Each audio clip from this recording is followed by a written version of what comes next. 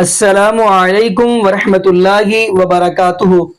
اعوذ باللہ من الشیطان الرجیم، بسم اللہ الرحمن الرحیم۔ جی ناظرین، آج ہم جس حوالے سے گفتگو کرنے جا رہے ہیں وہ ہے نبی پاک صلی اللہ علیہ وآلہ وسلم کے چچا جان ابو طالب۔ ناظرین، اب کچھ لوگوں کا یہ کہنا ہوتا ہے انہوں نے اسلام قبول نہیں کیا، کچھ کہتے ہیں جی کیا ہے۔ تو ناظرین، قبل اس سے کہ ہم آگے بات کریں، آپ کو چند علماء کرام یعنی مفتی کرام کی ویڈیو دکھاتے ہیں، تو پھر انشاءاللہ ناظرین اسی واللہ سے ہم آپ کو ایک صحیح البخاری کی حدیث بھی سنائیں گے اور سورہ توبہ کی آیت بھی آپ کو اس کا ترجمہ سنائیں گے۔ تو آئیے ناظرین، پہلے تو وہ ہم ان علماء کرام کی ویڈیو دیکھتے ہیں، آخر انہوں نے کیا جواب دیا، کیا انہوں نے علمی مباحثہ کیا، پھر انشاءاللہ ناظرین اسی واللہ سے ہم بھی گفتگو کریں گے کہ چند علماء کی آپ ویڈیو دھیان سے سن لیں۔ جناب ابو طالب مسلمان تھے یا نہیں تھے، یہ مسئلہ ضروریات دین میں سے نہیں، قطعی اصولی مسئلہ وہ تھے یا نہیں تھے، اس کی بہت تمہیں فکر ہے۔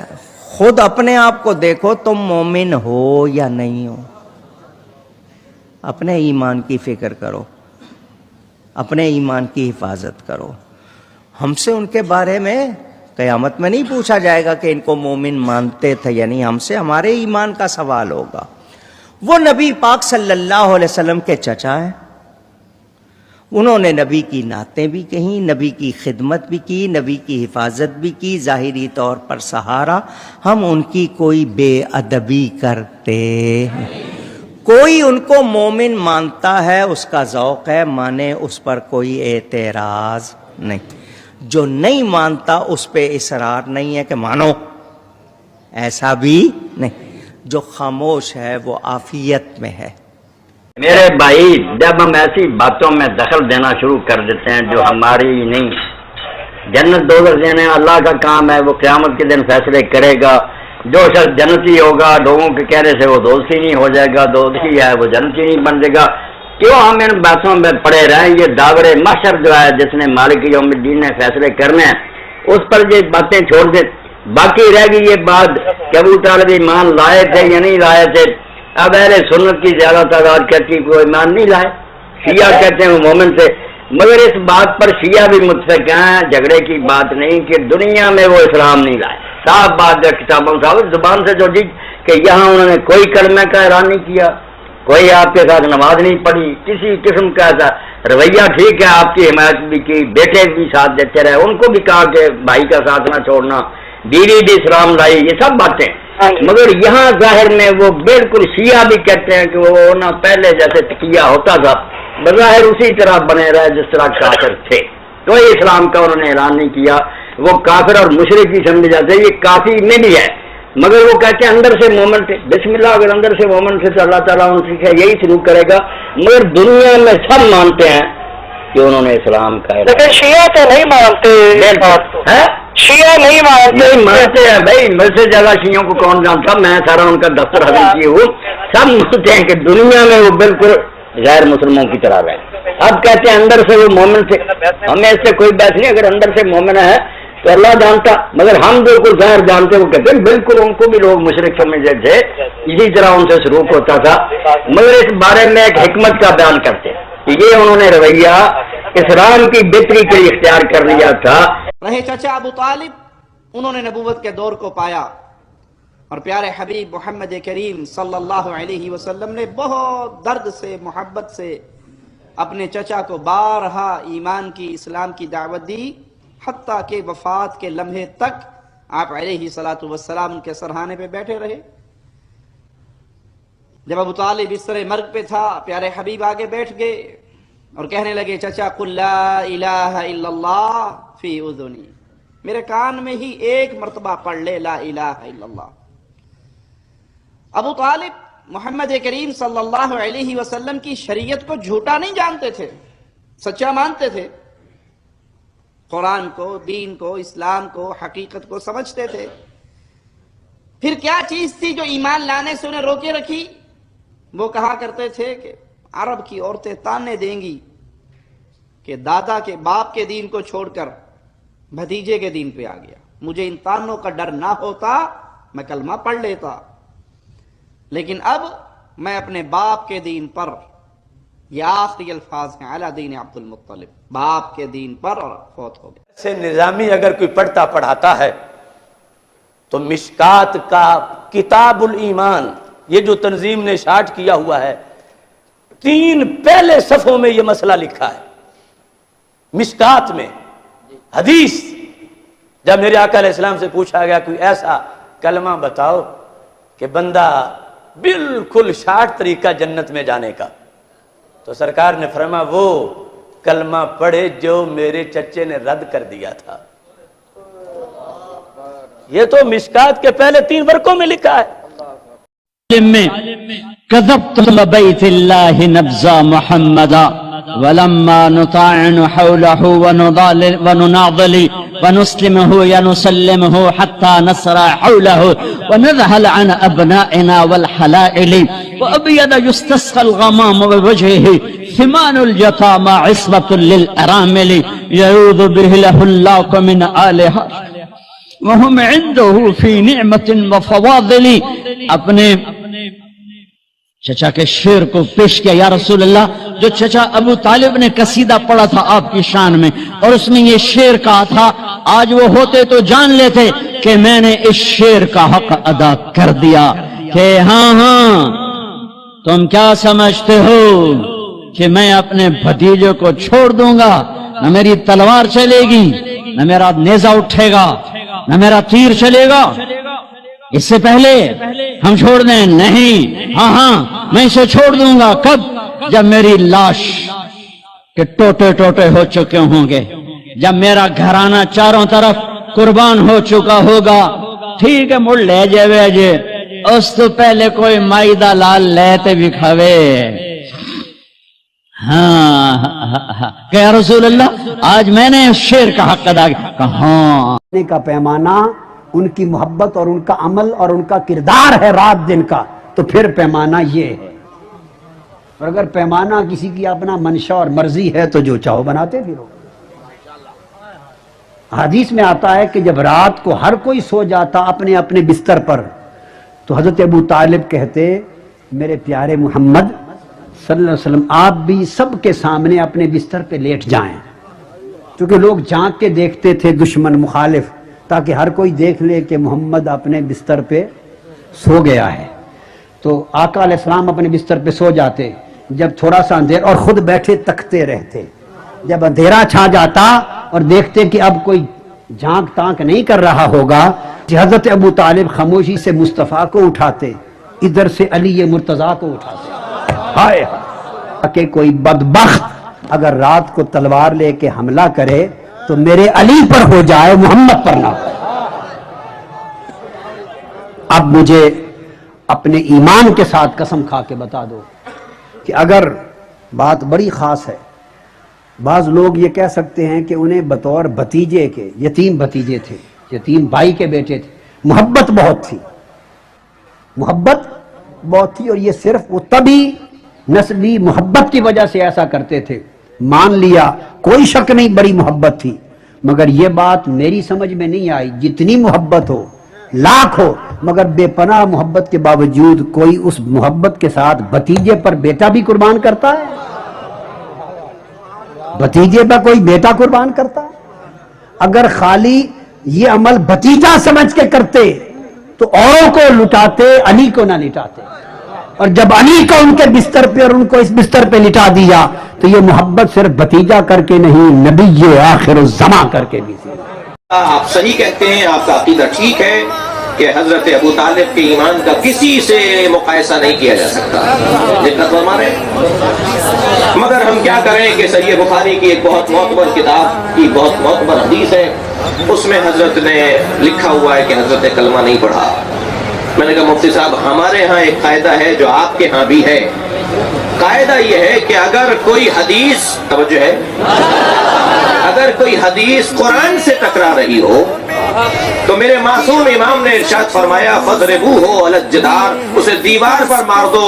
ہمارا کلام کبھی قرآن سے نہیں ٹکرائے گا. हमारी हदीस ही नहीं है। जो हदीस कुरान से टकराए, सही कुरान का हुक्म है, उससे हदीस रवैया कर। तो कुरान को मानो, हदीस को ना मानो।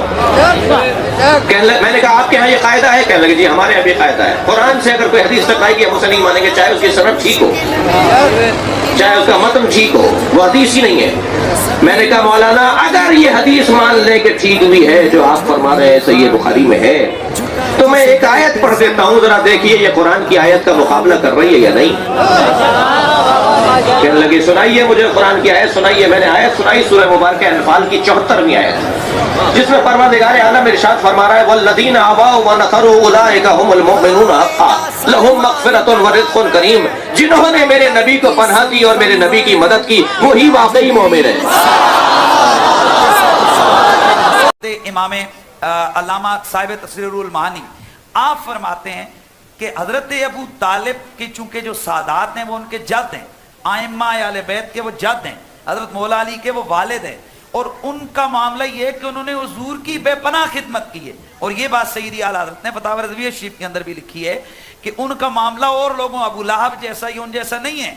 उन्होंने सारी जिंदगी हुजूर की गुलामी में गुजारी है, मोहब्बत की है, प्यार की है, इस कदर मोहब्बत की है कि वाज़े रिवायात में मौजूद है कि जनाब हजरत अबू तालिब अपने बेटों से बढ़ के रसूलुल्लाह से मोहब्बत फरमाते थे।